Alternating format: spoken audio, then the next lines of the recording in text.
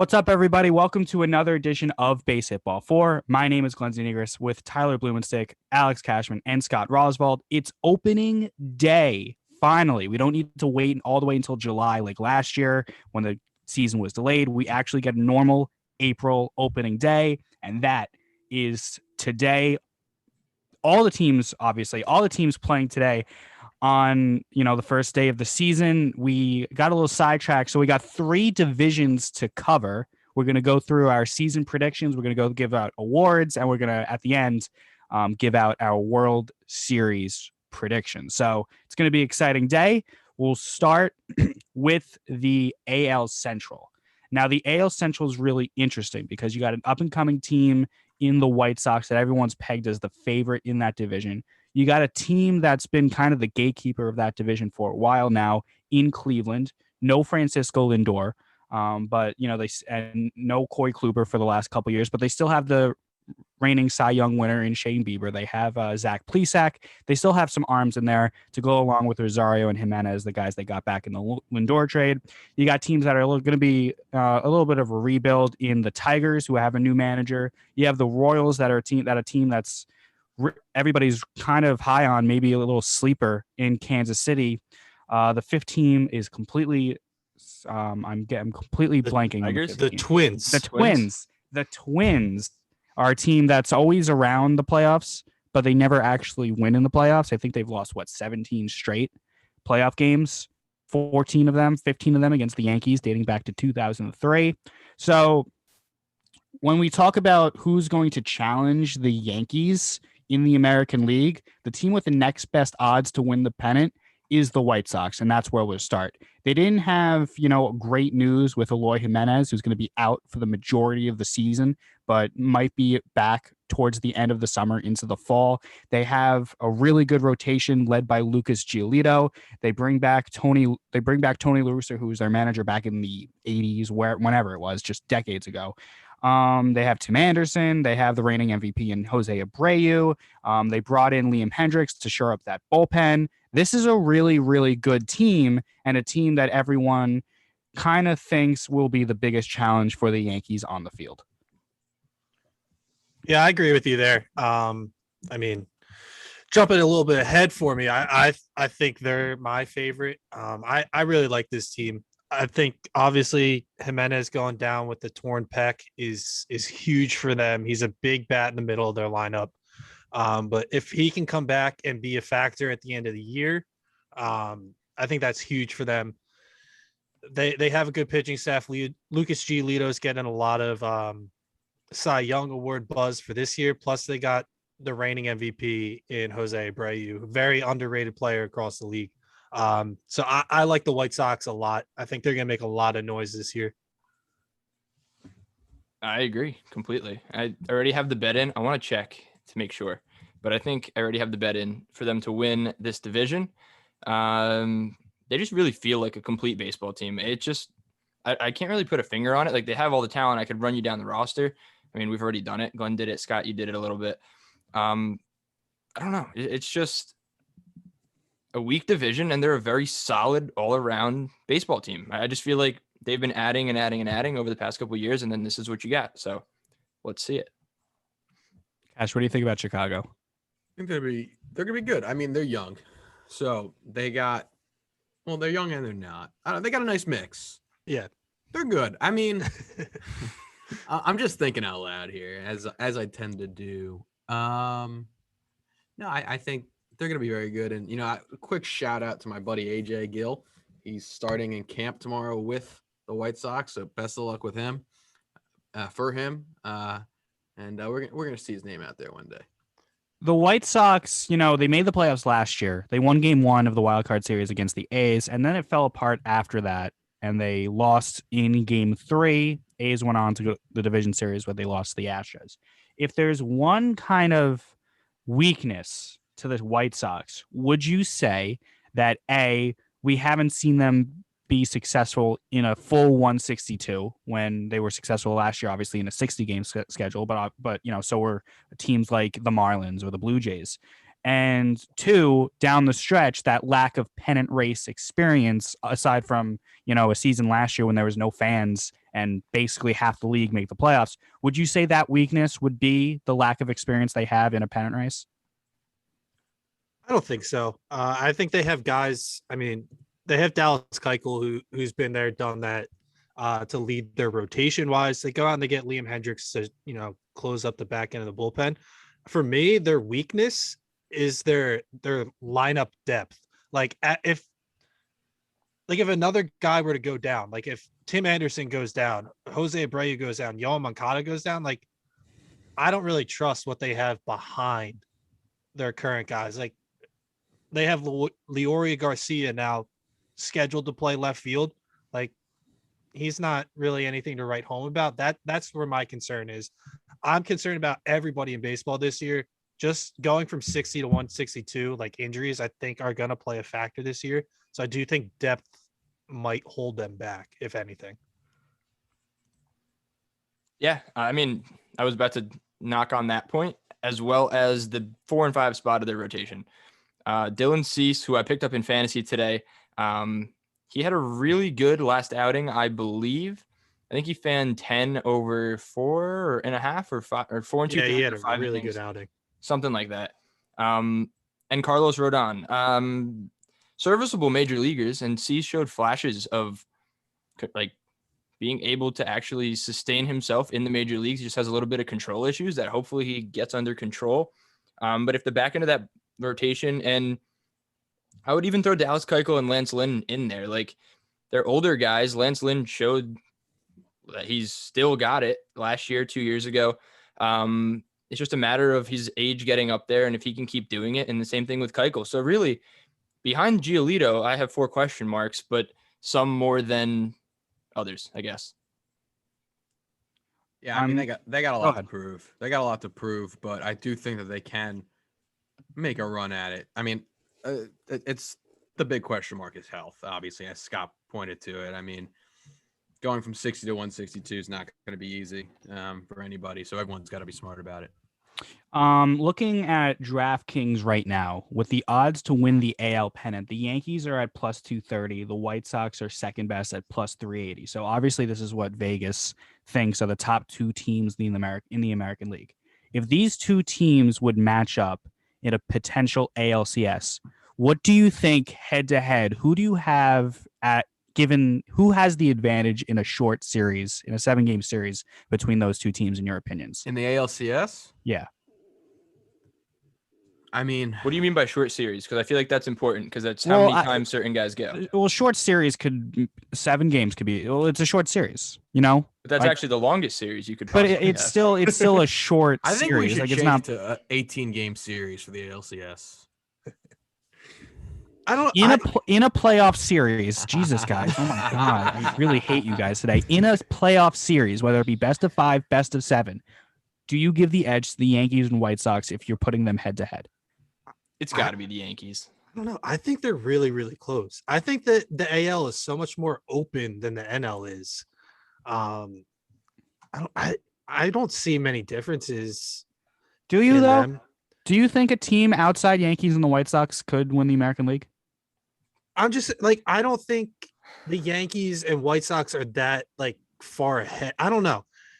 I just like I think the Yankees have question marks in their rotation just like the White Sox do, and the Yankees are going to have health questions just like any other team, if not more than any other team.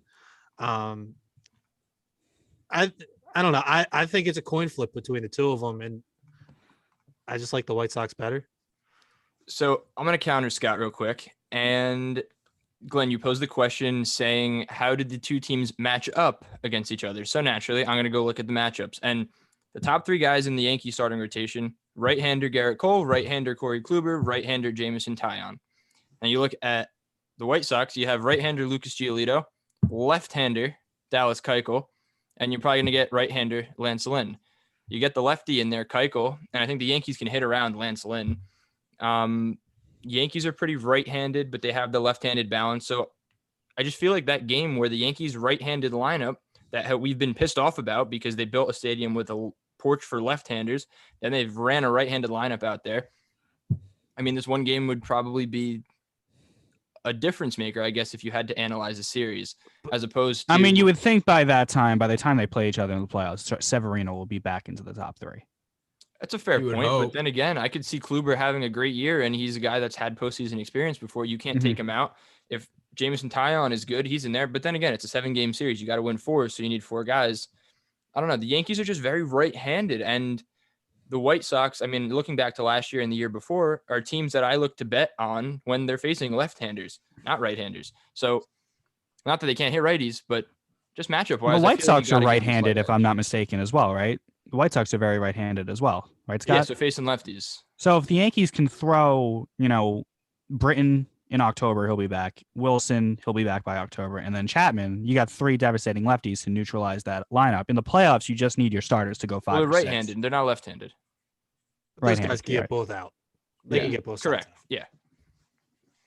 I don't know. I think they're close. I just don't. I don't It think wouldn't there's that- surprise you either way, is what you're saying. Yeah, Scott. I just don't think there's that big of a difference between the two. I would also agree with that. I just feel like if you got to lean it, you got to lean towards the Yanks. I agree. Cash got the same thing? I do. I have the same thing.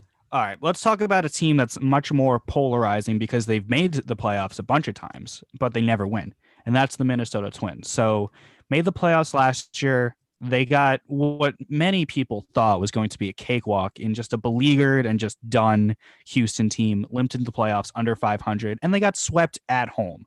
That, that was preceded by them getting swept by the Yankees the year before, losing in the wild card games to the Yankees in 2017, and then in 2010 they got swept by the Yankees, and in 2004 they lost to the Yankees, and then in 2003 they lost to the Yankees. This team is just allergic to October baseball, and should they return to the playoffs this year? Scott was mentioning before that the AL is kind of wide open. This is where I think the drop off and the gap between the Yankees and the White Sox is. I think it's Yankees, White Sox, big gap, and then teams like the Twins and the Blue Jays, because they're just such an unknown when you get to October. Minnesota especially, because they just simply cannot win in October when everything seems to be going for them. They still get swept at home. So no matter what the Twins can do in the regular season, it really is a moot point because everyone's just going to expect them to fail in the postseason. Well, they can expect all they want, but it's their job to prove them wrong. But at the same time, there's got to be some sort of thought process that goes on in the Twins locker room that says something needs to change. You could win in the regular season all you want, and we see it with the Yankees that, their fans we're frustrated. You win in the regular season every year, that's great. If you don't win in the postseason, it doesn't matter. And yeah, their postseason losing streak is pretty impressive, if I do say so myself. Any kind of streak that long in baseball is great. They're on the wrong side of it, but my point is, there are still other teams that they figured something out. Like, they got something right because they seem to make the playoffs every year. They don't win, but I mean, there are plenty of teams that make the playoffs every year and don't win. They just haven't won a series. So Haven't won a game in a series. Right. Well, that's what I meant. Yeah. So I don't know. They figured something out. And there needs to be some sort of internal conversation of, hey, what are we going to do when and if we make the playoffs? We need to win a game. Yeah, they're kind of like one of those middling teams in like the NBA that kind of just find it acceptable to make the playoffs every year and not do anything, and they think it's better than being bad. Which is true. It is better than being bad. In some cases, at some point you do want to end up being a team that competes. You can't just sit in the middle for your entire life. Of course not. But would you rather be a Twins fan or a Pirates fan? The Pirates were in the playoffs and making noise not too long ago. Like they're rebuilding towards that. Obviously, right now I'd rather be a Twins fan. I mean, obviously they figured something out. They know how to win games in the regular season, and I do agree with you, Scott. Obviously, they need to figure it out come October. But I'm just saying, I would rather at least they have some sort of direction.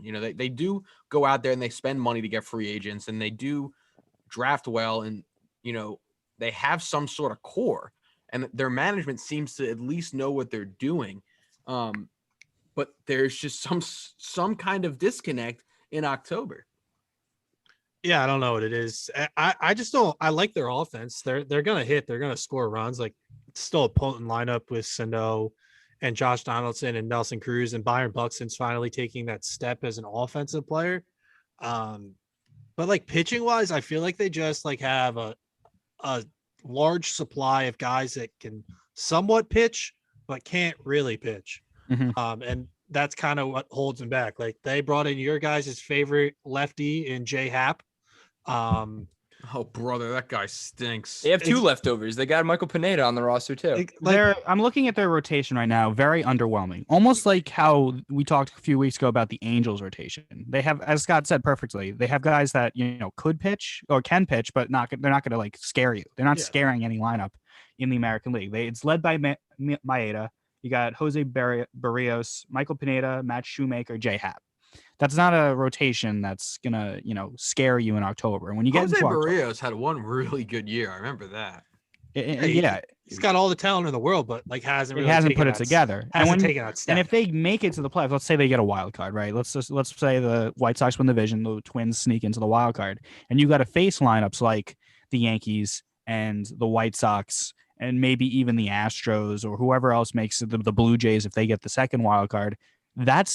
Those are lineups that the Twins rotation that I don't think match up well against. So I think that, the lack of just that shutdown ace is going to be that's going to be what does them in October should they make it. Yeah, absolutely. And that's what did them in last year in the postseason. They didn't pitch. They scored a little bit, but they had a couple leads in those games against the Astros, and the Astros came roaring right back and swept them out of there. And I mean, they just don't do anything for me whatsoever. I really think like the division is the White Sox, and then it's everyone else. I wouldn't count the Twins out. I take it back. I'm sorry. I couldn't say that seriously. Wait, time out. The Did they lineup's not good just though. sign- The lineup you can slug your way to 90 wins with this lineup in the American League. A lot of bad teams, right? You got Garver, you got Sano, you got Polanco, Donaldson, Simmons. They brought in from Los Angeles. Byron Buxton, Max Kepler, Nelson Cruz, DH. That's going to score a lot of runs. And if you're talking about making the playoffs, yeah, the Twins could probably make the playoffs. But pitching's going to be the difference between moving on and going home in October, and that's where I feel like the Twins are going to fall short. Yeah, and you just don't know when Nelson Cruz is just going to cease to play base. Like he's 42, 43. Like he will never not be good. At some point, it's gonna leave him. He will always swing it, and if he makes contact, it's gonna go far. You hope so, but eventually, at some point, it's gonna go. That dude is so much fun to play with in the show. It's gonna go. PCI has to be like this big. It's gonna go, and he still point. mashes. It's gonna go. You can't expect him to keep hitting 40 home runs a year. Watch it happen. Let's move on to the Cleveland Indians. Made the playoffs last year, got swept by the Yankees in the wild card series at home. They've made the playoffs, I think if I'm at the top of my head, 3 of the last 4 years. They obviously went to the World Series in 2016. This is a new look Indians team because obviously they lost their best player, Francisco Lindor, getting traded to the Mets. They bring in Jimenez and Rosario in that to kind of patch that up. They're led by Ace Shane Bieber, then Zach Plesac, Aaron Cheval, Logan Allen, Tristan McKenzie, no Clevenger. They traded him to San Diego. He's going to be out for the year anyway. Their lineup, you got Perez, the catcher. He's been there forever. Jake Bowers, Cesar Hernandez, Josh Naylor, someone who really burst on the scene in those 2 playoff games. He's going to be there. Are the Indians a team that can still make noise in this division, or do you think that this is the beginning of the end for that team? I'm going to say yes. They're both. And this is coming. No, I'm going to say yes, they can make noise because I'm looking at this roster now and I'm like really breaking it down, like fully healthy. And given the fact that they pitch well, because they have a young pitching rotation, Shane Bieber established himself, but we still need to see more from Shane Bieber. I mean, I'm going to be honest, like he had a really good year and he's shown that he's deserving of being a top 5, top 10 pitcher in the league. But I don't know. It's been a It was a short, short year, sample yeah. size. And he only so- played the Central divisions, which were the two worst if we're divisions. in gonna if we're baseball. gonna question Trevor Bauer's Cy Young from last year, you kind of have to question Bieber's because he pitched against all the same guys. Yeah. I mean, you got Plesac behind him, Aaron Savali, and then Tristan McKenzie and Logan Allen behind him. So young guys. And the bullpen was good in their World Series run, and it just kind of went completely downhill since then. But it's all just dependent on young guys taking the next step and then bonding as a cohesive team. And I feel like they can do it, especially if the White Sox don't live up to expectations, because the Indians are going to have their crack at the White Sox 19 times. So they can best them, especially if for whatever reason we find out that they match up well against them and they see the pitchers well and whatever. So I don't know.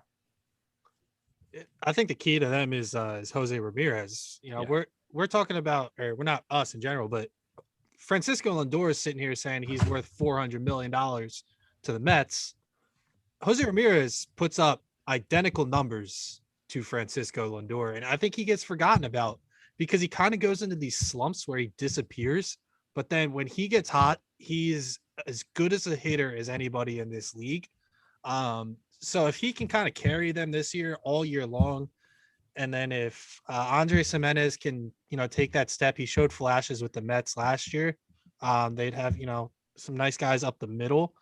I don't know. I think they'd leave a lot to, want. Outfield's kind of weak. Eddie Rosario is fine. Right now, it looks like they have Ben Gamble projected to start in center, who he's kind of a replacement player at this point. I know Ty likes him. He's got his, his baseball. That was so fun. I wasn't going to say it. I feel like I've said it on 2 episodes already. And I don't know. They're kind of just blah. I'm in the state that they should kind of blow it up and start over, but that's not what they do. And Well, Lindor's one guy, and we know anything about baseball. We know that it's not like basketball or football where one guy's going to make a huge difference. So this team could still be a playoff team without Lindor. Am I right, Cash, or am I wrong? Without a doubt, you're right. Ooh, I'm glad that's on recording. I'm glad we did that. I'm that glad I sounded- baited you into that. That sounded horrible coming off the tongue, but no, I mean, it's the truth. As you said, the Angels suck and they got the best player in the world. The Mets will stink and they got a good shortstop for this year.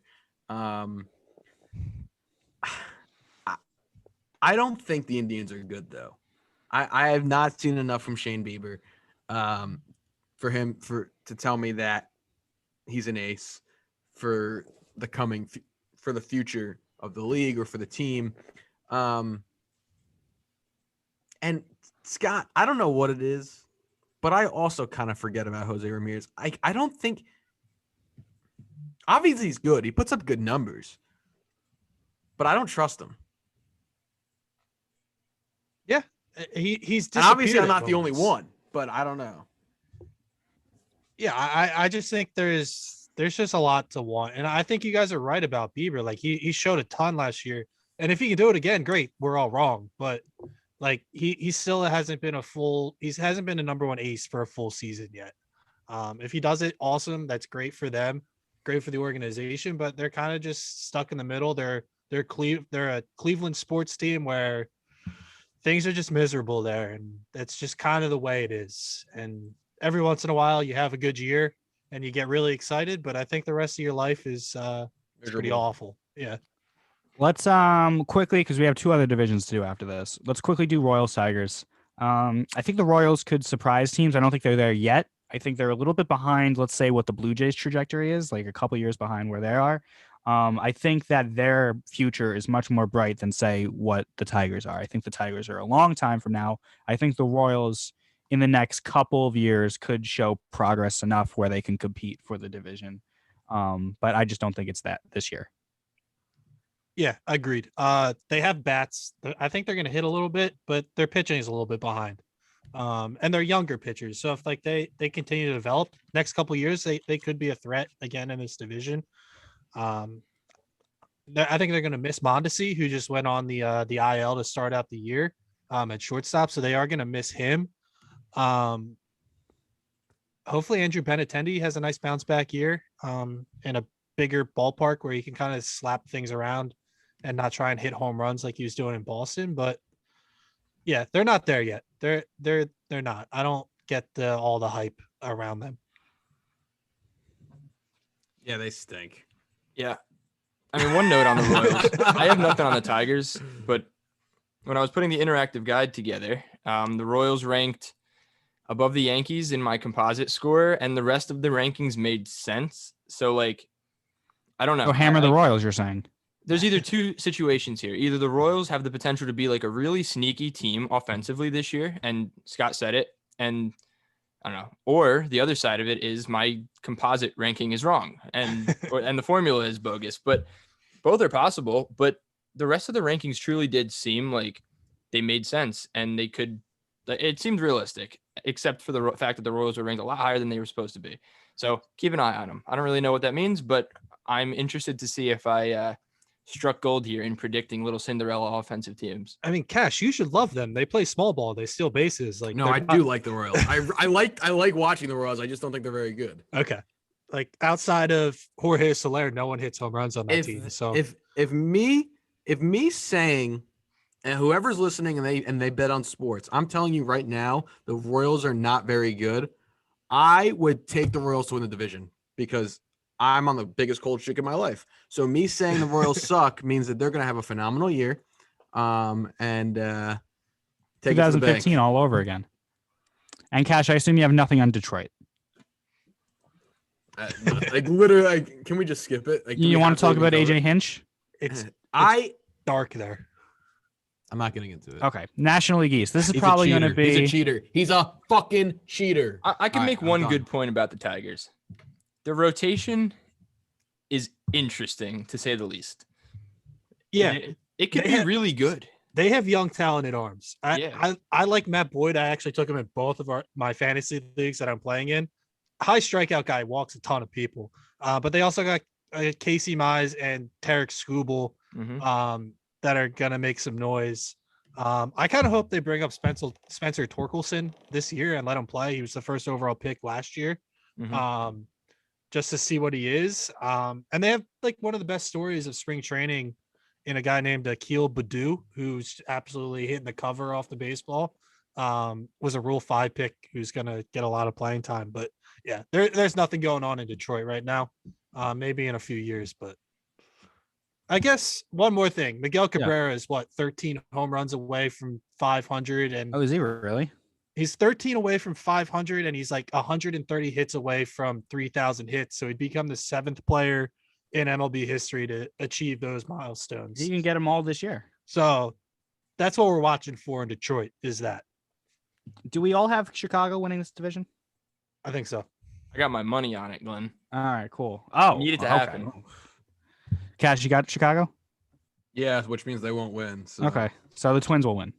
Not good. Or the All right, Royals. Or that's it. It's all about the about Stick's model. Let's go to the NL East. Instead of just going team by team, let's just have a broad discussion about the division, because I think all the teams, maybe aside from Miami, even though they made the playoffs last year, could, theoretically win this thing. Who do you think the X factor, if you can give one player that's going to be the X factor for this division, who do you think it's going to be? Because there's so many stars in this division. I know what you're going to say. You're raising your hand, Cash. I got go two. ahead. I got Oh, you two. got two, even I though I do. asked for just one. Okay, Yeah. fine. Let's do it. XY factor. Ronald Acuna Jr. I mean, that dude's a freaking stud. I love that guy. I think I take How is a he an bullet X for him. factor? You didn't let me finish speaking. Okay. All right. Okay. If he does not perform to what he's projected to perform to, the Braves will not win the division. He needs to be the centerpiece of that lineup at the top of the lineup, and they are building a team around him.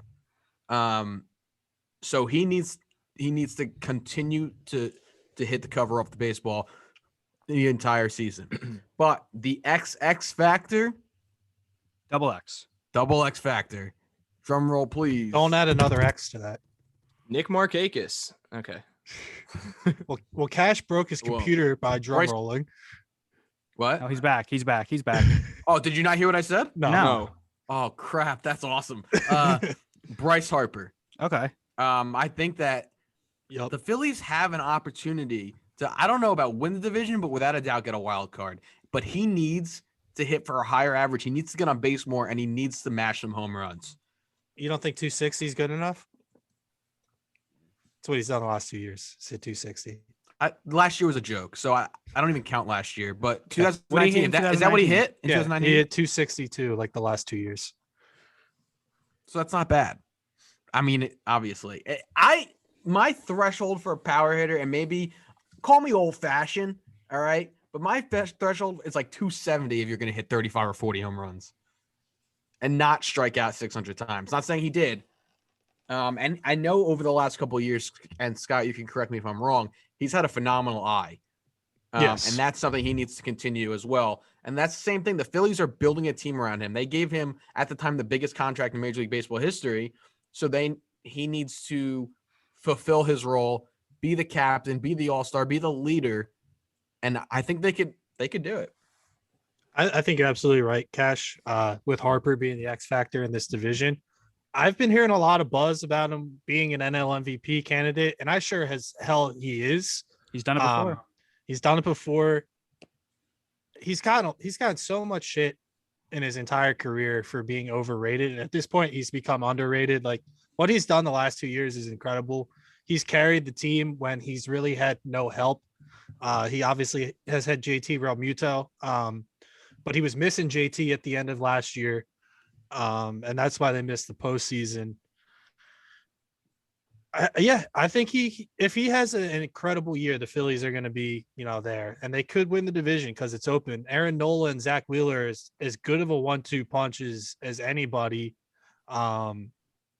This whole division is just, as we've mentioned before, is just incredible.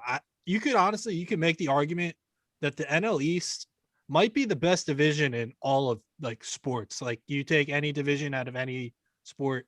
Excuse me. The NFC East is the best division in sports. Yeah, maybe like 15 years ago when teams, they were good, but you could be so bad that you can make the playoffs in the NFC East. That's talent. Like outside of Miami, they had a great year last year, but over 162, they're not going to sustain that. Don't count out Jeter. The Nats, the Mets, as much as I hate it, and the Braves are all going to be right there. Like it stinks that we're back to shortened postseason number teams because like all these maybe two of these teams in this division are going to be looking pretty sad at the end of the year when they've won 85 to 90 games and they're sitting at home in October. Is Harper your X factor? Yeah, I'll take Harper because I like Soto and Acuna are just like they're givens. Mm-hmm. So I'll take Harper as my X factor as well. He's got to continue to carry this team. My X factor is gonna be the second guy you just mentioned, Juan Soto. In a 60-game season, Juan Soto led the National League in average, on-base percentage, slugging percentage, OPS, and OPS plus. If he does that over 162 with the rotation that the Nationals have, I think the Nationals win the division. He's that good. When we talk about top 5 players in the game, a lot of people put Soto in that top 5. So I think over the course of 162, if you extrapolate what he did last year, hit 13 home runs in 60 games, if he hits, close to 40, hits 350 and he triple crown threat, I think the Nationals win the division. I think that, everybody kind of forgets because they had such a miserable year last year that they won the World Series 2 years ago. They still have Scherzer, who's getting up there, but he's still very productive. They have Strasburg. They have Corbin, who's looking to bounce back. They have guys like Trey Turner. They have so many different guys. If Soto can take the next step and to do what he did in 2020 over 155 games in 2021, I think that's a slam dunk. Nationals win the division. I don't know if that's realistic because there's the peaks and valleys of a 162 season. Everyone's going to get into a big slump at some point, and the Braves are a very good team as well, and the Phillies and Mets are going to compete with that. But I think Soto could possibly be the guy if somebody's ever going to dethrone Mike Trout. I think you put Soto in Holy that category shit. with Relax. Tatis and with Relax. Betts. I think he's on that level. I think he's on that Trout, Betts, Tatis level. Okay. I agree. Yeah, he's so exciting to watch. He's a pain in the ass. Like when he comes up, I sit up watching the game and I'm like, he's gonna hit a home run. It's gonna go outside of Citizens Bank Park. He's gonna break somebody's car window that's parked out, in the parking lot. He's terrifying. Like every single time, I know he's gonna do damage.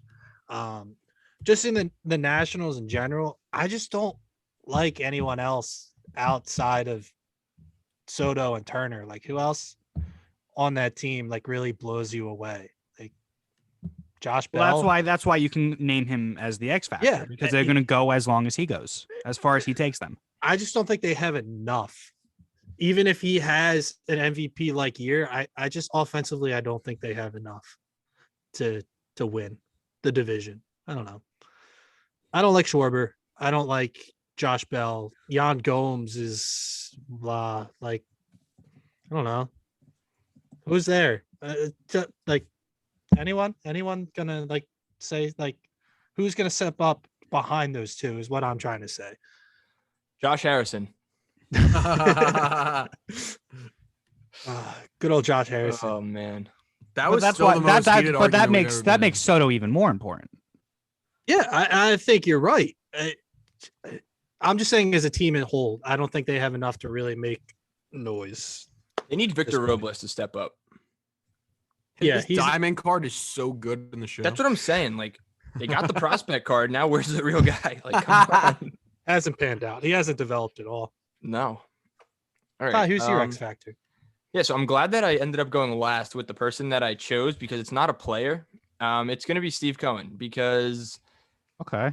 I think that the way this division is set up. Tyler's in love and with Steve Cohen. I'm Loves not. him. I'm not. I There's just a man crush on Steve Cohen. I love when like because there's such an infatuation with like celebrities and people with a lot of money and stuff. So like when those people like offer transparency to like the fans and the people that support them and allow them to hold that position by supporting their organization, I think that's really cool.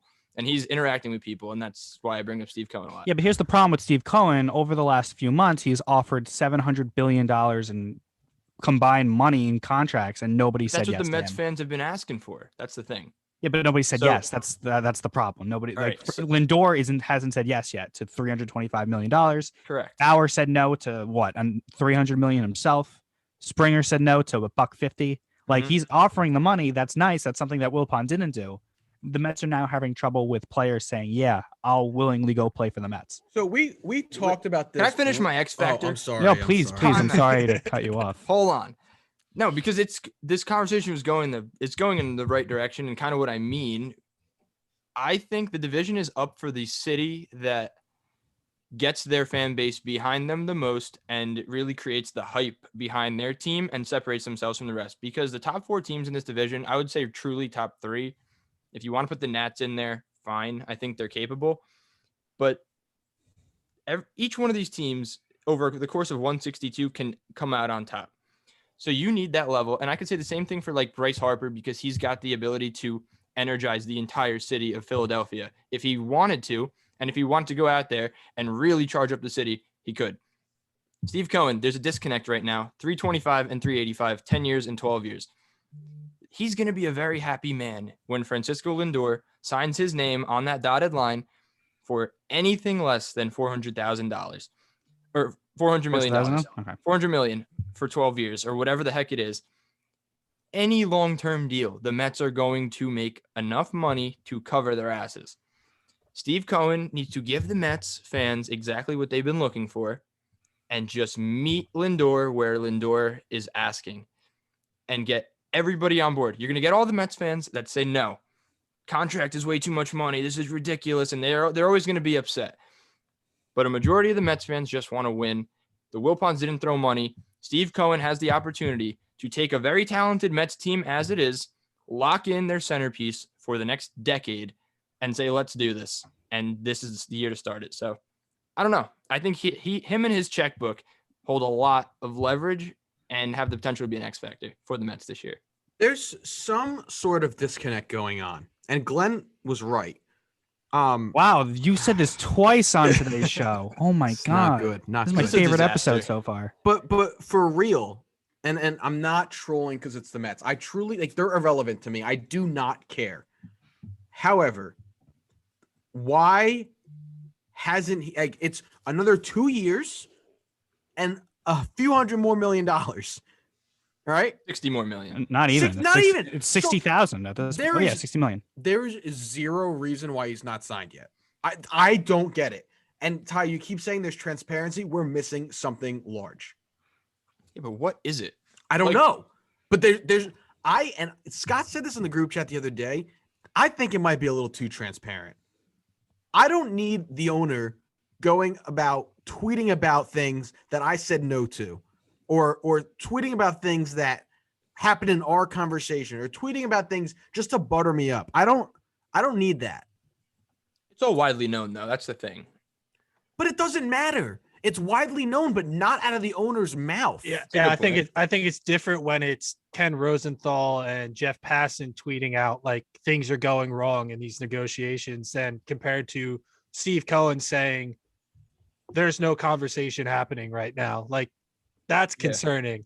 And for the clock is ticking. Like we're only so many hours away from opening day, and he's not signed, and there's an opportunity that he's going to walk at the end of this year. And obviously, yes, that there's guys that are going to be available as well in Trevor Story, Javi Baez, Corey Seager, Carlos Correa, but like they've had all this time to get their guy. Like they went out, they traded prospects for him, they traded Jimenez, they traded Rosario, they traded pitching prospects for this to be their guy, to be to the saving grace to the Mets fans, like, and they haven't gotten it done. I think Cash is right.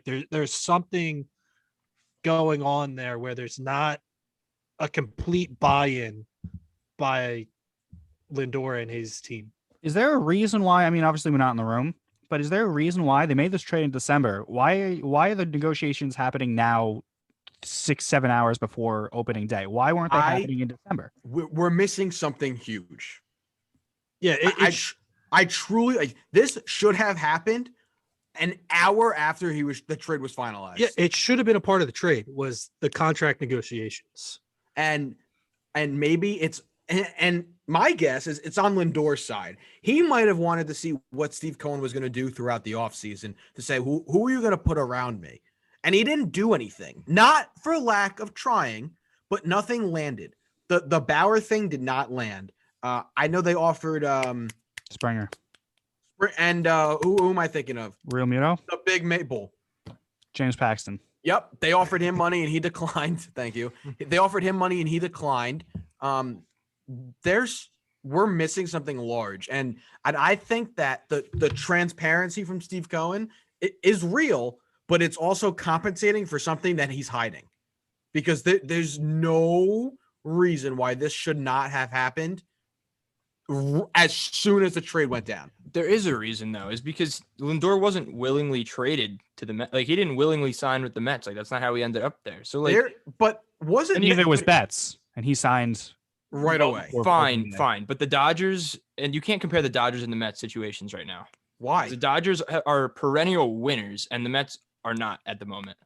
But, like, But the Mets, have pieces. Like, they're not on paper. Yeah, but they're the not a bad situation- team.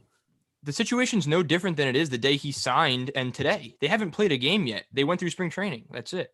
Like, But Tyler, and I'm not arguing with you, and I'm just getting passionate because this drives me nuts. What did Lindor say? He said he would like to sign a long-term extension before the season starts or is testing free agency. if Steve Cohen hands him a paper that says 12 years, $385 million in August, you're saying he's not going to sign his name on that paper? I don't know. I'm Depends not on there. I think But it's at that fine the way point, it is. At that point, he might probably not.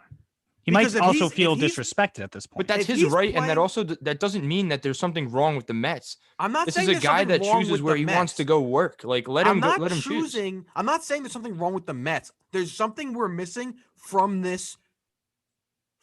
these contract negotiations that truly I don't understand. Do you think that this could have a ripple effect into the season? Lindor goes into the year. He feels that the process or the negotiations were like he felt disrespected by it because he didn't get the number he wanted. Cohen was talking on Twitter. And then all of a sudden during the season, during the summer, Lindor's playing for the Mets, but both sides don't necessarily like each other. Do you think that could be a problem as we go into the summer months? I mean, it's possible, but I don't think it's likely. I think I think that could happen with Correa and the Astros too. I just think the media, like, and I don't want to go on this media tirade again, but like, you'd love to though. I just feel it's things get blown out of proportion. I feel like we can all agree on that. Like, things become a much bigger deal than they are. And Cash is saying we're missing something. We could be missing something extremely positive. Cohen could have literally handed him the piece of paper that said 10 years, $325 million, saying, hey, Francisco, we want you here in New York. This is what I'm willing to offer you today. I know you don't want to negotiate during the year. Fine. And then Francisco says, yeah, we'll revisit it at the end of the year. I'm not really in that ballpark. Let's go Mets. Like, it could totally be like as amicable as that. You're right. However, I don't think that's how athletes think, though. But it is. They're humans. Why? There's normal people. Because he can get hurt tomorrow and he's not getting that money. Yeah, but he could also get offered that $400. Oh God, he could get offered that $400. And I'm a huge Francisco Lindor fan. I really enjoy watching him play, and he's got the swag that baseball needs. God forbid he tears his ACL tomorrow. He's not getting that $400 million contract. So if he's got the contract that he wanted in the situation that he wanted, he's signing right now. So there is something we're missing. Yeah, it's a $60 million difference in 2 years. But that doesn't make sense to me. Of course it does. Lindor's getting $60 million extra. Steve Cohen is paying him $60 million extra. That's not my point. That is $60 million. That's you don't make a decision and say, you know what? I have a lot, so you know what? You can have $60 That's not my point. The point is, if Steve Cohen is willing to pay $325 million, I think he should throw in the $60 million to get his star player to sign long term. But we're the same people that were toying with the fact of giving Garrett Cole the extra year, the extra 2 years, and saying like, but they did it might not be that smart. So why are you faulting Steve Cohen? But they for being careful right now with an extra 2 years and $60 million. Because it's unfair. We just got to be consistent with it. That's all I'm saying. He traded assets to get him. I'm not saying he doesn't want to sign him. I'm just saying like, is a very strong possibility that it's not a big deal or as negative as everybody's making it out to be. It's only been news. All right. So listen, I'm going to say something. All right. I know that you're very anti-media. Not anti-media. You're anti-media. I just believe that it puts they do blow everything out of proportion. I get that. However, they're part of the game. Like they're part of the reason why these athletes get paid so much money. So what they say. Obviously, you can't trust every word they say, but a lot of it you can. So the fact of the matter is, there's something that Steve Cohen's tweeting and Ken Rosenthal isn't. Like that bothers me. And I don't know if that bothers Francisco Lindor or not. He didn't pick up my phone call. I don't know. But all I know is that when he's tweeting that, oh, conversations are going swell, I really hope he signs. Like to me, that's kind of weird. But you can't tell tone through a tweet. Why would an owner not say the words, I hope he signs, especially after giving the prospects away? Why are you assuming Cohen's going to tweet, oh, I hope he signs. He seems like a great guy. And then Lindor's camp's like, okay, then give me the money that I want if you want me so bad. The difference is, though, everyone evaluates Steve Cohen's Twitter account as if he's trying to build entertainment value, when his sole purpose is probably to just connect with Mets fans. He's not trying to build a brand on social media. Yeah, and that's just a cog to his multi-billion-dollar organization. I think the Mets fans are getting tired of it. And they're gonna turn on him real quick. Not if they win. That's the thing. But if Lindor's gone next season, the fans are going to turn on him so fast. Serious question, Ty. I don't know. What if John Mara started tweeting how, I really hope Saquon, or I shouldn't use that tone because we don't know how his tone is, but he tweets out, I really hope Saquon Barkley signs with us for the rest of his life. He should be a Giant for the rest of his life, right? He's saying he's not going to go out and tweet, we're probably going to get rid of Saquon Barkley after this season because we don't want to pay him, right?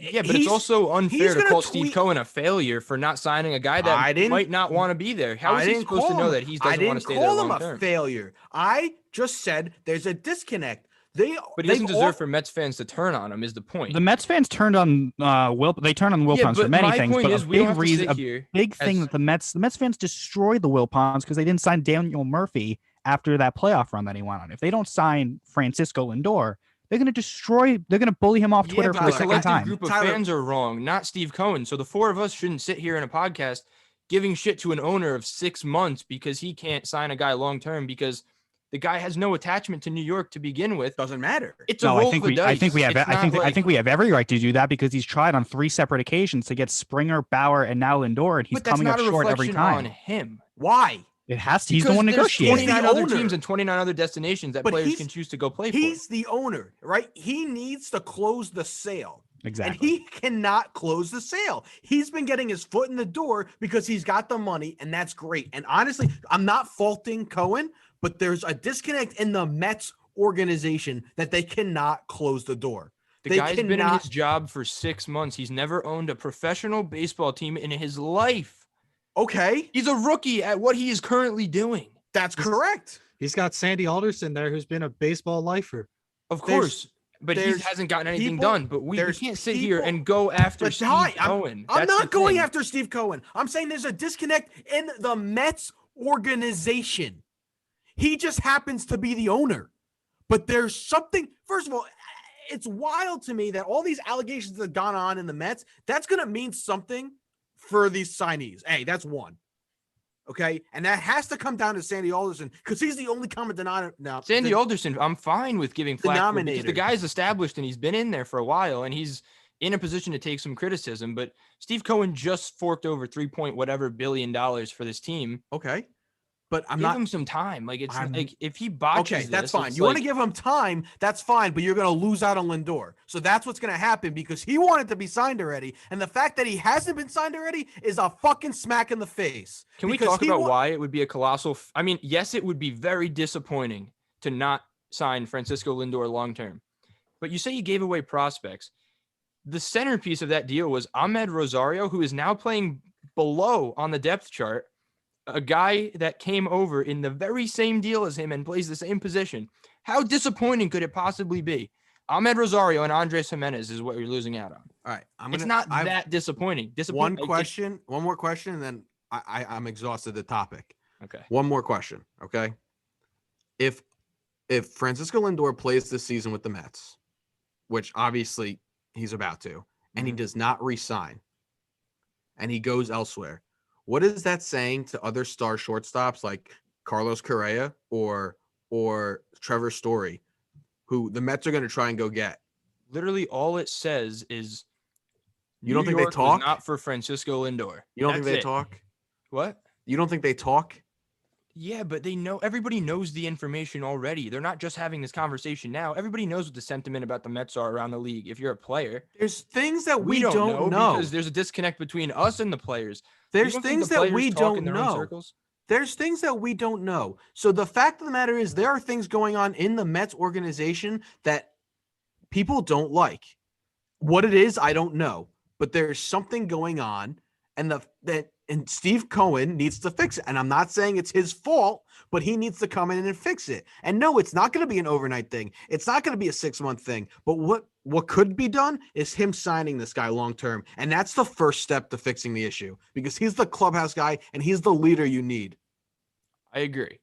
But under the same premise, you're saying there's something wrong. So you're saying we're missing some information. So something has to be wrong. But for something to be wrong, you have to point a finger at somebody. So why are we pointing fingers at somebody that we don't even know the reason to be true? Because until there's a reason, until I'm told, we can't bash people in the public light like this and post it on the internet without actually understanding what the things that are disconnected. We're not attacking his character. We're just saying he hasn't closed the deal on a free agent yet. But he's swung and missed on 3 free agents. He said he was going to do it. He hasn't done it. So we're not saying he's a bad person. We're not attacking his character or his reputation. We're just saying he did give the effort, and I'm not saying that we're just saying guy or a bad owner. They went after Bauer, Springer, and Lindor and offered close to $1 billion, and nobody has said yes to him. And that's something that should raise an eyebrow. I don't think that's a bad thing to say. Okay, it's fair. Right. There's just a lot more about New York. Also, that Let's quickly talk about who we think are going to win the division. The Mets on the field. I think that just real quick. I think that they obviously have DeGrom. They have the great lineup. I think after that, I think their pitching is very suspect. Stroman talks a big game. Never really has been able to back it up. We'll see what Syndergaard does when he comes back. Other Carrasco's hurt. I just think the Mets have a lot of problems. Betances is sitting at 90 miles an hour. Edwin Diaz has had problems for years. So I think the Mets' downfall this year is going to be their pitching, unless in July they acquire someone to shore up that rotation behind Jacob deGrom. Overall, I think the Braves are the best team in this division. They have the best roster. They almost made it to the World Series. They collapsed, lost a 3-1 series lead to the Dodgers. I think they repeat as champions of the division, and I think that one of the wild card teams is going to go to an NL East team, whether it's the Nationals, Mets, or Phillies. I'm not sure. I'll lean towards the Phillies as I'm just thinking aloud right now. I like that, Glenn. I do agree with you there too. It's still the Braves division to lose. They were very, very close to the World Series. They were an inning and a half away from going to the World Series before the Dodgers came roaring back. At this point for the Phillies, it's put up or shut up time. Bryce has to carry them. JT's got to have a great year. Rhys Hoskins has to take a step. Aaron Nola and Zach Wheeler need to pitch very well. And, we all know how bad the bullpen was last year. They can't be any worse, so it can only be better. So I'm taking the Phillies as a second place team and making a wild card. And losing to the Padres, probably. Probably, but you know what? I'll take that. I will take a postseason appearance at this point. Mets third, Nats fourth, and Marlins fifth. You guys cool down? You guys want to give your predictions? I'm good. I'm fine. I just made my point. I'm gonna go Braves, Nationals. Nope. Braves, Nationals, Phillies, Mets, Marlins. Nationals get the wild card? Yeah. Okay, go. Interesting. Braves, Mets, Phillies, Nationals, Marlins. Mets wild card? Yes. Great. Okay. We made it to the AL East, guys. We did it. Didn't think we'd get there. We finally did. We're here. Yankees clear-cut favorite in this division, in my opinion. The Rays are the defending champs and the division defending AL champs. But everyone talks about. I've been watching a lot of MLB Network over the last couple of weeks, and I've listened to a lot of radio. And everyone, when they talk about the Rays, they're like, "Oh, don't count out the Rays. They always win. They always figure it out." At some point, you're not going to figure it out. And losing Blake Snell and losing Charlie Morton, those are two big guys to lose. And it's even worse when you replace them with Michael Wacha, who is not what he was when he was a Cardinal in the beginning of his career, and Chris Archer, who's completely lost himself. If they figure it out, I'll throw my hands up and say, you know what? God bless the Tampa Bay Rays. I just don't think that's a possibility right now. I think that the book is out on Randy Arozarena. He's not going to do what he did in October over the course of a 6-month season. I'm not saying he won't be good. I think that, just like any player, there's going to be ups and there's going to be downs. I just think the talent level on that roster in Tampa Bay doesn't match Toronto's and the Yankees. Toronto, I think they're a very good team. And I think next year, if they can swing an ace in the offseason or maybe even at the trade deadline, I think then as a Yankee fan, you can actually really be, somewhat concerned about them as a threat to win the division. But until then, I think that the Yankees are just the best team in the division. Hopefully this is the year that they all stay healthy for the most part. They're going to miss Voit and Britton and Wilson for the beginning of the part of the season. All of them will probably be back by May. So that's not the end of the world. Nobody's out until August until this point. If they can stay healthy, clear-cut best team in the division, best team in the American League. And then you got teams like Baltimore and Boston who are still trying to figure it out. I think Baltimore is years and years away, maybe a half decade away.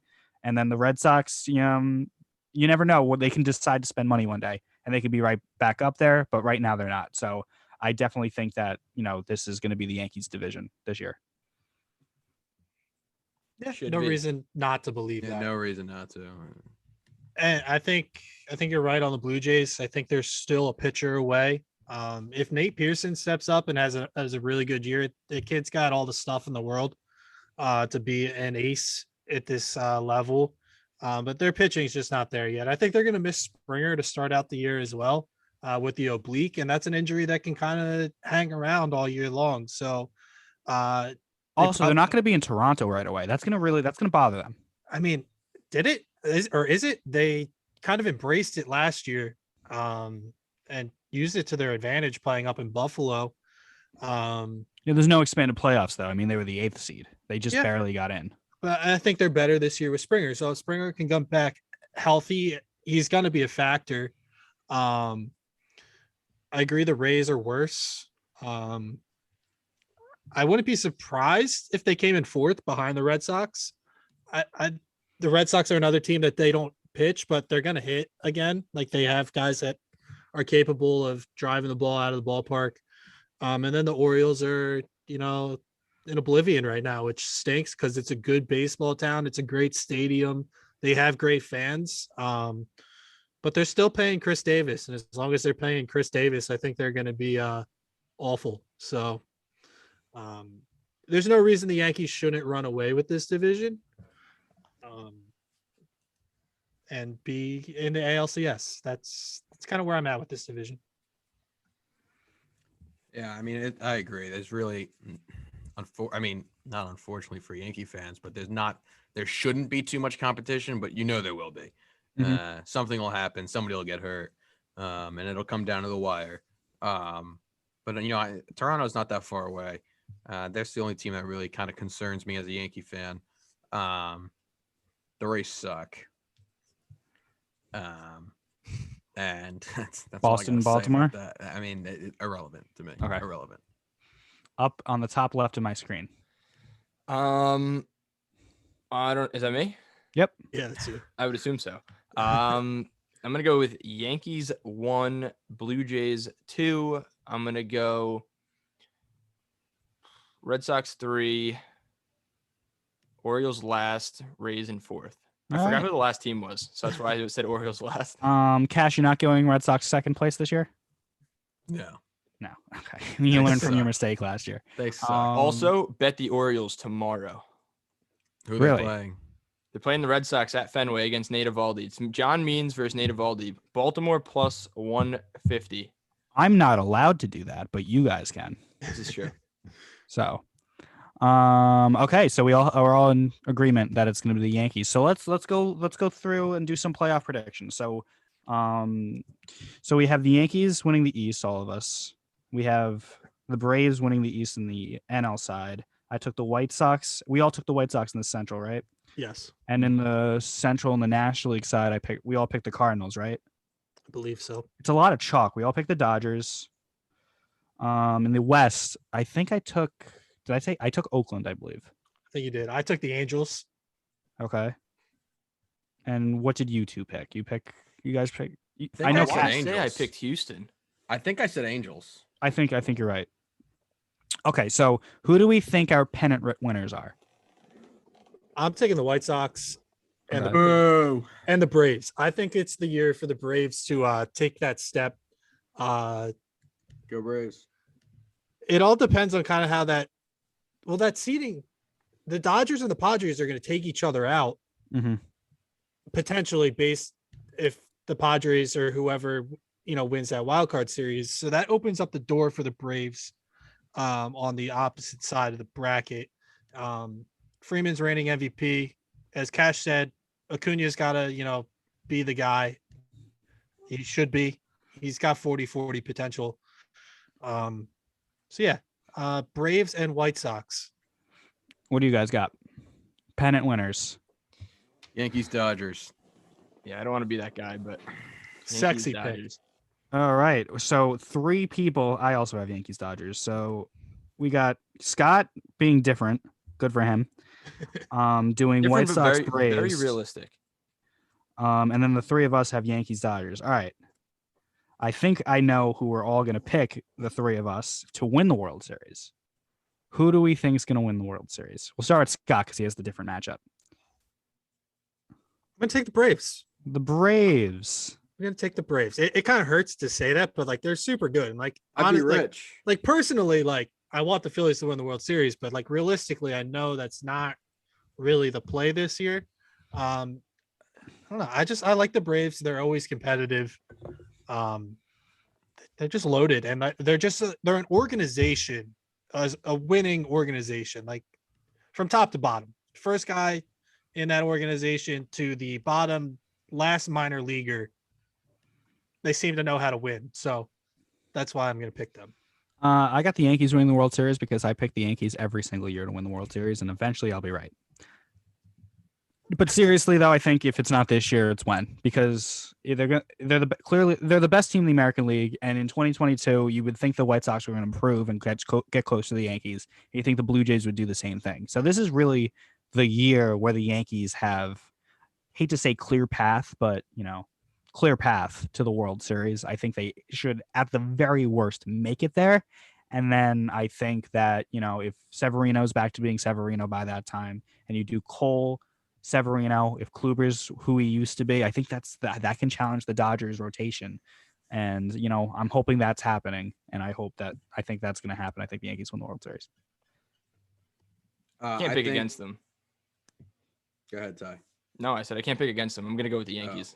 Yeah, I mean, I'm going to go with Yankees. And if they don't win the World Series, serious changes need to be made. If the Yankees don't win the World Series, then Dave Gettleman needs to get fired. Interesting. Cash's face is really funny. I hate this place. I just bet the Yankees to win the World Series at plus 550. All right, cool. I hope you're right. I hope you win money. I hope so too. I've done it every year so far. Let's do MVP Cy Young. My MVPs, I'm going to do Glaber in the American League because that's just who I am as a person. And I do Juan Soto in the NL. My Cy Youngs are Cole and DeGrom. I hate to be the New York chalk guy, but no, you don't. I love it. It's what I do best. So I Cole and DeGrom for Cy Young, Soto and Torres in MVPs. Go ahead, Ty. Mike Trout. Sure. Really on a limb there. You have to pick Mike Trout. He's been top 5 every year since 2011, so it's kind of hard not to say him. Ooh, my God. Nolan Arenado. Okay, I like that pick. A little wild card. Why not?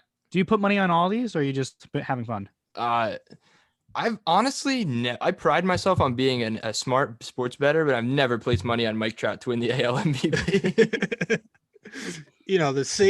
Probably one of the safest bets in all of sports, and you haven't taken it.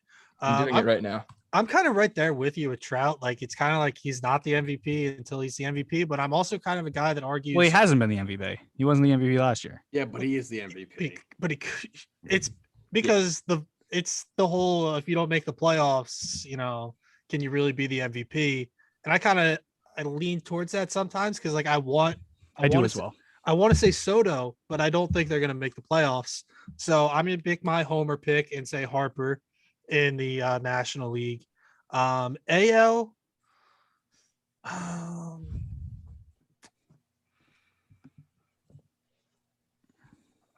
just say Trout. I'm going to be boring there. Like, I'm just going to do it. It kind of deflates my argument for not saying Juan Soto, but I'm going to do it and say with conviction. Mike Trout, AL MVP. Shohei Ohtani's plus 800. I don't want to talk to you today. He's terrible. We were all at the office watching him pitch. We were like, this guy sucks. But I digress. Cash, who do you think is going to win? Giancarlo Stanton in the AL. Ooh, okay. And Ronald Acuna Jr. in the NL. Awesome. Do you have Cy Youngs for me?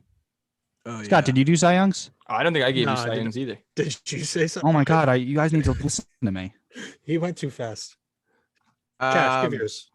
Jacob deGrom until it's not. And in the AL, shit. Cole, Giolito, Glass now. I know this went against what I said before, but I'm gonna go Shane Bieber. Do you think he proves you wrong? Back to back. I think he proves me wrong. Listen, you do not. I haven't won a bet in like a month, so. Yeah, I'm going Shane Bieber. All right, Cy Youngs. I'm going to take Blake Snell in the National League. And he's going to become one of the few guys that's won it in both leagues. I think he's going to be pissed off this year. Mhm. and go on a little revenge tour. He's got the offensive production to help him out. I think he's gonna have a monster year. So Blake Snell in the NL, it rhymes. AL, I mean, it's got to be Cole, right? Like Yeah. first full season in New York. He had a good year last year, but Bieber had an even better year. And if the Yankees are gonna succeed and go deep, it's gonna be because Garrett Cole pitches lights out, and he's capable of that. So Cole and Snell. All right, Stick. What are your size? It's going to be thrilling, I know. Oh, Cole and DeGrom. They're just all right. I They're just the best. Cole had. Let me give my reasoning though, because Cole, I just feel like Giolito and Bieber are the only competition, and there's still more to be proven from them.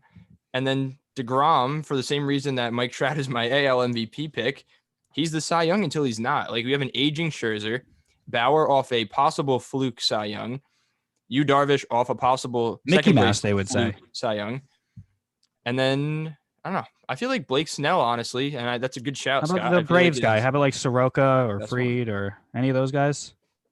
Good. Nola? Freed They're in was the same boat close. as Bieber and Giolito for me. Maybe not Giolito, but All Bieber. right. All right. So those are our official season predictions and awards predictions. So we'll bring this tape back at the end of September and we'll see if we're right. So that's exciting. Before we sign this off, I wanted to talk about my Instagram polls for a second. Last night I was very bored. I was talking to a friend of mine who loves movies. That's like his thing. He's a movie guy. So I thought I'd put up some polls on baseball movies because opening day was coming up, and that's what I did. So the first one I put up were my top two. I didn't do it like March Madness where it's a 1 seed versus 16 seed. The first poll I did was my two favorite, and then the rest I thought were like comparable movies. So Moneyball and The Sandlot, 95 people voted, which is a lot for my Instagram.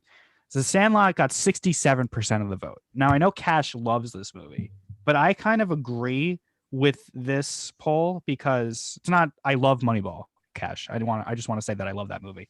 But like when it comes to baseball movies, I'll always lean on the side of like children and this nostalgia of the movie than the corporate GM side. I don't know if that's fair or not. You're missing the point of Moneyball. Okay, tell me the point of Moneyball. You watch this cold dad who Mhm. happens to look like me, by the way. Oh yeah, uncanny. Kind of warm up to his daughter as No, I totally see team that. I starts totally winning. understand. The last as a scene, child. the last scene is perfect when he's driving in the car to the song. That's tremendous. Yeah. Not the child. But I just feel Not the like child. I just feel like there's a nostalgic story of the Sandlot with the kids playing. I just that does it for Well, me. I mean, more than you that can does. think what you want, but your opinion's wrong. Okay. You said I was right twice today, and you said I was wrong once. So that's a +1. It's a win for for me. you. It's a win for me today, unless you say I'm wrong from now and when I officially sign off. What do you guys think? Sandlot, Definitely Moneyball. Sandlot is my second favorite movie of all time, so I voted for Sandlot in It's your the poll. first. Space Jam, Okay. the original, Okay. obviously. Second Mhm. one hasn't come out yet, and it's going to ruin it all. But and I have a bunch of Sandlot shirts. Mm. It's an incredible movie. Oh, I don't want to downplay the Sandlot. The I'm only just scene saying, I the Moneyball is can't the watch greatest. is when they go to the carnival and they take the chew and they go on the tilt-a-whirl. So good. I have 4th to of turn- July scene's incredible. I have to turn away great from that movie. one. That one gets me. But What do wonderful you got? movie. What do you got, Stick? Well, I don't know. I've never seen Space Jam, by the way. Really? Never. Wow. I don't know why or That's how. Well, I pretty mean, I know sad. why because I don't Pretty watch movies. pathetic, actually. Go watch Space Jam tonight. Possibly. You won't regret it. I have to watch Kong versus Godzilla tonight with my dad. Interesting. That's why I'm kind of lengthening the show because I kind of don't want to. But like Sandlot or Moneyball, Stick? What do you got? Sandlot, because Sandlot and Angels in the Outfield are 1A or 1A 1B of my We'll get to baseball Angels in the favorite Outfield movies. later. Yeah. So I already know what you voted on for that one. I actually Next- did not. I voted the wrong one for that. Oh, I you clicked the really? wrong Oh, button. okay. Yeah. So I got Major League versus Little Big League. Again, kind of my same reasoning, the kid aspect of it. I think Little Big League's very cute. I think Major League's funny, but like I'd rather watch Little Big League than Major League. Major League. I'm with you, Glenn. You're wrong. You're with Major me, League. Ty? Oh yeah, Little Big League and Angels in the Outfield and The Sandlot. Like all those movies are fantastic. Major League's funny. Right. Next, I got this was kind of my hot take. Field of Dreams. By the way, Major League won my Instagram poll. I got Field of Dreams against A League of Their Own. I actually like A League of Their Own better, but Field of Dreams got 60% of this vote. I know Field of Dreams is considered like probably a lot of people will say it's the best baseball movie, but I just think A League of Their Own is just like a different take on baseball from, obviously a female's perspective. And I just think that's different. I liked it. And obviously Tom Hanks is in it, does a great job. Field of Dreams, other than that one great scene about they will come if you build it, other than that, I kind of forget about it. But what do you guys think? I'm with you again. Field of Dreams sticks out more to me. I think Field of Dreams is phenomenal. A League of Their Own is a very good movie, but in my mind, Field of Dreams has a little bit heavier of a weight. I agree, Scott. So me and Tyler think A League of Their Own. What are your lasting impressions of A League of Their Own? Ty? I just like the story of it, and nothing like stuck out to me about Field of Dreams for some reason. I don't know why. Like I watched it and I was like, was I supposed to just be watching Field of Dreams, like the Field of Dreams that everybody else is talking about? And I just didn't like it. I don't know. I might rewatch it and see if I feel the same way, but it just didn't grab me for some reason. I don't know why. Are we getting the Field of Dreams game this year in Iowa? Is it happening? I think we are. Is it Yankees? I would think hope it's so. Yankees. I think this it's year. Yankees, White Sox. That's fun. Both two best teams in the American League. That should be fun. Yeah, I think Ty, you should go watch a movie before that game happens. I've seen it. I just want to go watch it again. Watch it again. Yeah. All right. The next one was a blowout, and I kind of saw it being a blowout. I couldn't figure out how to take one of these movies and like comp it with another one, so I just picked a movie based on one singular major league player. That was 42 in The Babe, obviously Babe Ruth and Jackie Robinson. 42 won by a lot. 42 is much more real and much more deep and dark. The Babe is kind of a tongue-in-cheek, kind of not really a serious biography about Babe Ruth. So 42 won by a lot. I'm sure you guys all agree. Yes, I had only seen that one, so I voted for that one. Okay, great. The next one was probably the biggest controversy on here. Got a lot of feedback from this. The Benchwarmers beats Bad News Bears 60-40. I go back and forth on this one. Benchwarmers is very quotable and very, very funny. But, so is Bad News Bears. So what do we think about this contest? There's no contest. There's no contest? No.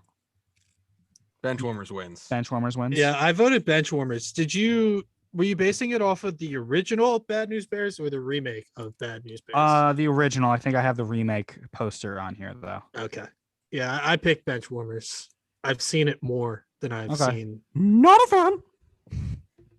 Kicked it. It's a really funny movie. It's amazing. And it low-key has a nice message about anti-bullying. So that's nice. Next, what do I got? I got 61. The whole scene that we were just quoting is such bullying. But it's an anti-bully at the end. At the when end. they let all That's the fair. kids Okay. like No, a that- bully play well, on the the- big field. The scene I'm quoting is like the last scene in the movie. Yeah. When do you they think about ask the moon? him- Yeah. when they what do you think- ask him- what they think about the moon Not a fan. with the sunscreen. 61 in Bull Durham. I picked 61 because it's about the Yankees, and the rest This of is where- Instagram agrees. 57-43. I lost interest after the fourth one. I Okay, couldn't that's keep fine. going. That's fine. Do you guys have anything to say? I've I never did seen both. either. I did Bull Durham because I've seen Bull Durham and I haven't right, seen great. 61. All I right. haven't seen either of them either. Rookie of the Year, Angels in the Outfield. Angels in the Outfield won on my Instagram poll 60-40. I hate Rookie of the Year. I Why? burn hatred. I think Because you're jealous of the I kid? think the kid is unbearably stupid and annoying. Just me. I thought you were all Irritating. pro kid. No. He's cute. Oh, Angels in the Outfield's more pro kid. It's about two orphans who get Never saw adopted that at the end. movie. It's such a good movie. Can you It's a very confirm that good I movie. voted for Rookie of the Year by accident, please? Yeah, I could change that. I don't have can't to change change it, but it. in my I just mind. want to know if I actually did. Oh, you want me to check? Let's see what you chose. Yeah, it's not going down in my like permanent record or anything.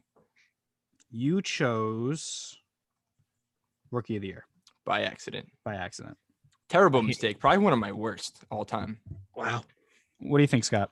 Neither one holds a whole lot of memory in my mind. Okay. I've seen both, but I voted Rookie of the Year just because it's more. I don't know. It's more. It's more in your head. Yeah, It's what more you in my remember head. more. Okay, that's Yes, fair. but insignificant. That's it. That does it. That was a fun way to end What it. about Fever Pitch? Fever Pitch. It's fine. I don't like Jimmy Fallon. It's not even because the movie is about the Red Sox being the Yankees in '04. I just don't like Jimmy Fallon at all. So it's what Fair. it is. Did I miss any movies? Any other baseball movies stand out to you guys? Moneyball. Moneyball. Okay. Was Air Bud a baseball movie? I feel like you missed one actually. No, I missed a ton. I was late at night. It was like 1 a.m. I didn't want to do every single baseball movie. Yeah, I thought it was a good poll, Glenn. All right, thank you. It was the Appreciate it. First thing I did this morning, actually. Oh, you are a saint. Thank you for that. Yes, you're welcome. Unless we have any other final thoughts about the season coming up tomorrow, opening day, I will sign off. So I'm also going to give you props for your Instagram because normally when you write in the group chat, hey, go peep my X Insta story or Twitter, it's usually stupid. You complaining about something, and it wasn't. I'm just praying it doesn't rain tomorrow because there's a Oh lot my of God. rain Me in the too. forecast. So baseball gods and God and whatever you believe in, no rain tomorrow. I agree 1,000%. Unless Cash has something to ruin Oh, my I outro, got- I'm gonna go. I got nothing. You have to go to the bathroom, right? I really gotta pee.